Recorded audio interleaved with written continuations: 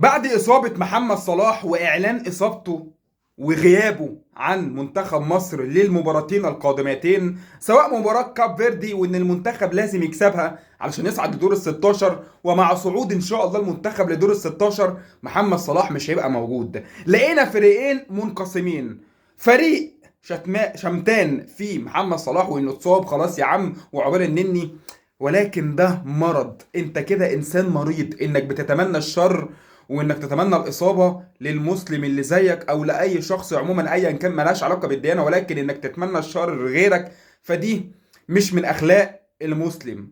فدي ناس مريضه ملناش دعوه بيها. ولكن الفريق التاني واللي منهم انا واللي بقول ايه المشكله لو محمد صلاح ما بقاش اساسي في منتخب مصر؟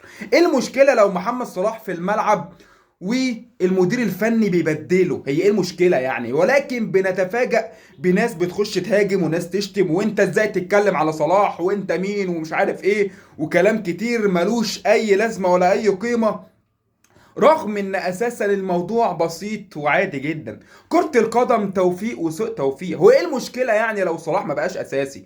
لكن تدخل وتغلط كأن الواحد غلط في البخاري وكلام يعني غريب جدا. كريستيانو رونالدو في اخر كاس عالم ليه ما كانش بيبدأ اوقات كتير جدا بشكل اساسي مع المنتخب. كمان حتى لو موجود بشكل اساسي هتلاقي المدير الفني بيغيره عادي جدا. ولكن هنا تحس ان انت اتكلمت على حاجة يعني مستحيل ان انت تشيلها. ولكن الكرة فيها توفيق وسوء توفيق. محمد صلاح النهارده في التوب بتاعه جامد جدا، هيبقى مؤثر ويفيدني في منتخب مصر زي ما فادني قبل كده كتير. ولكن انت في الوقت الحالي محمد صلاح عليه ضغوطات عالية جدا، والراجل تأثيره الفني داخل الملعب مش موجود، بل بالعكس تأثيره سلبي جدا داخل الملعب. فايه المشكلة لو الواحد بيقول محمد صلاح ما يبقاش أساسي؟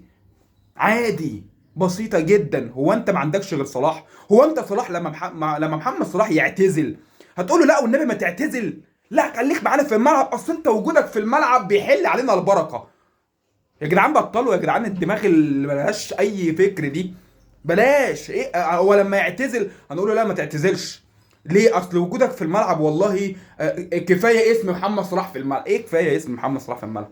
يا عم انا عارف اللي هو تاثيره جامد جدا، وعارف ان محمد صلاح وجوده في الملعب خطير جدا، وان الفرق بتعمل له مليون حساب، وانه بيروح اي مكان الناس كلها بتتلم حواليه. ولكن موزمبيق، مباراه غانا، مباراة تنزانيا الودية ما فيش. ليه؟ لأنه عليه ضغوطات كتير. ايه المشكلة النهاردة؟ هو مش موفق أروح سحبه مطلعه ومنزل لاعب تاني عادي. حسن شحاتة في 2006 بيسحب ميدو في مباراة السنغال وفاضل 7 دقايق والمباراة تنتهي، وينزل عمرو زكي اللي بيلعب في انبي. وميدو بقى في 2006 مكسر الدنيا في توتنهام والدوري الانجليزي. ده ميدو.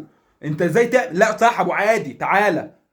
وشفنا قله ادب ميدو، لكن عمرو زكي بينزل ياخد اسيست ولا اروع من تريكا ويحط الجون ونصعد لفاينل افريقيا عادي جدا قدام السنغال. فالموضوع بسيط وسهل والله. فاحنا بنتكلم على لاعب كرة قدم. النهارده انت في مستوى عالي هتكون متواجد، مش في مستوى عالي ما ينفعش يبقى متواجد، ولاعب اللاعب الاصلح واللاعب اللي هيفيدك فنيا. وهنا الكلام فني وكورة عادي جدا. لكن الناس اللي بتغلط عشان الواحد بيقول ما ينفعش صلاح يبقى اساسي، ده ناس دماغها فاضية وناس دماغها تعبانة جدا الحقيقة. فمش عارف بعد محمد صلاح ما يعتزل هنقول له لا ما تعتزلش، او تعالى من الاعتزال في ماتشات مصر وخليك في الملعب، اصل انت والله وجودك في الملعب مؤثر جدا. سلام.